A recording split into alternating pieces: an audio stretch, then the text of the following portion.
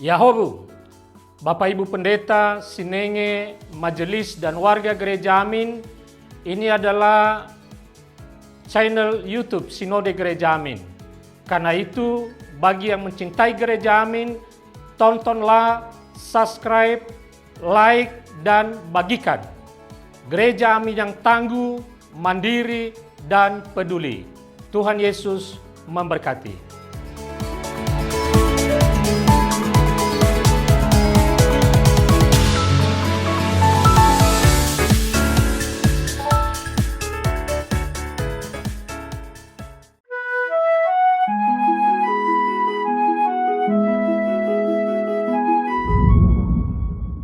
Sahabat YKB yang dicintai Tuhan, salam sejahtera untuk kita semua.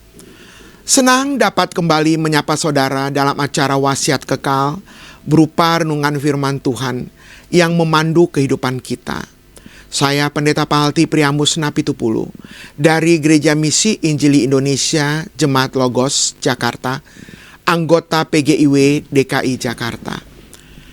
Renungan kita hari ini, Minggu 29 Maret 2026, ditulis oleh Pendeta Hariman Apatianakota dari Universitas Kristen Maranatha Bandung dengan judul Bahaya Kedengkian, yang dilandaskan pada Injil Matius pasal 27 ayat yang ke-11 sampai dengan ayat yang ke-54.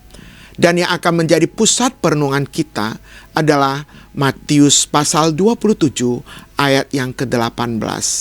Sebelum kita membaca dan merenungkan bagian firman Tuhan ini, sahabat, marilah kita berdoa. Terima kasih Tuhan untuk hari ini.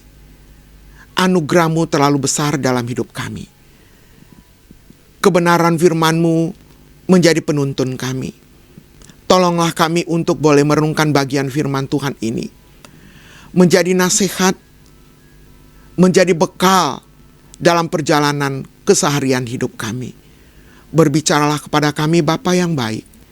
Di dalam nama Tuhan Yesus. Amin.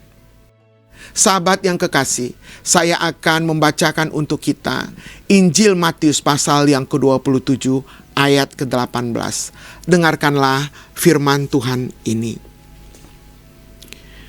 Ia sudah mengetahui bahwa mereka menyerahkan Yesus karena dengki. Sahabat, ada seorang sahabat membagikan sebuah kisah pilu. Ia dijatuhkan oleh temannya sendiri karena rasa dengki. Dalam relasi, hal semacam ini memang sering terjadi. Terlebih di dunia kerja yang syarat dengan kompetisi. Di tempat kerja, ada orang-orang tertentu yang tidak senang melihat orang lain lebih dari dirinya. Orang yang narsistik biasanya demikian. Yesus diarak dan dihukum karena orang lain iri hati kepadanya. Padahal Yesus tidak bersalah sedikit pun. Pilatus pun sebenarnya tahu bahwa orang banyak bersama para pemuka agama mendengki Yesus. Namun ironisnya Pilatus tidak berani menegakkan kebenaran. Ia memilih jalan aman. Mungkin Pilatus juga merasa iri kepada Yesus sebab ia tidak mampu seperti Yesus yang tetap tenang dan kokoh memegang kebenaran. Kedengkian memang membuat akal sehat tidak berfungsi dengan baik. Kedengkian membuat orang menghalalkan segala cara demi ambisi. Dalam bentuk ekstrim, kedengkian bisa mematikan. Seperti yang dialami Yesus, ia menjadi korban kedengkian massa, para pemuka agama dan politisi. Sahabat kekasih, dengki adalah penyakit hati. Kedengkian akan merusak diri sendiri sekaligus orang lain. Berbahagialah atas kesuksesan orang lain. Tidak perlu iri hati atau dengki. Tumbuhkan budaya apresiatif. baik kepada diri sendiri maupun kepada orang lain.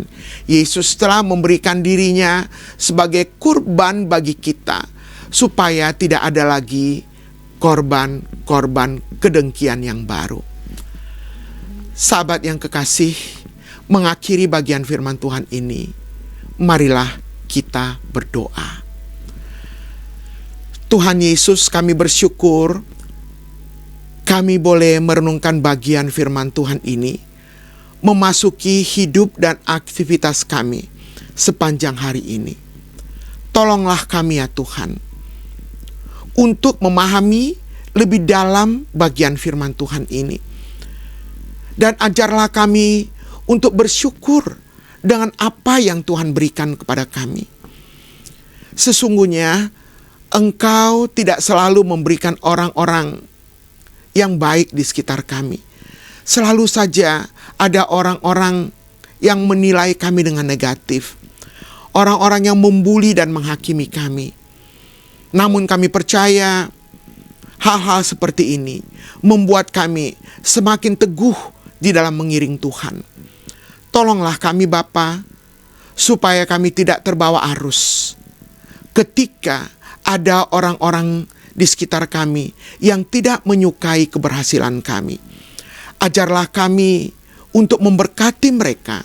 Ajarlah kami untuk selalu memandang kepada Tuhan dan bersyukur terhadap semua hal yang terjadi dalam hidup kami. Terima kasih Tuhan, terpujilah nama-Mu, di dalam nama Tuhan Yesus. Amin. Demikianlah renungan kita pada hari ini. Saudara, jangan lupa subscribe, like, dan bagikan kepada sebanyak mungkin orang. Tuhan memberkati.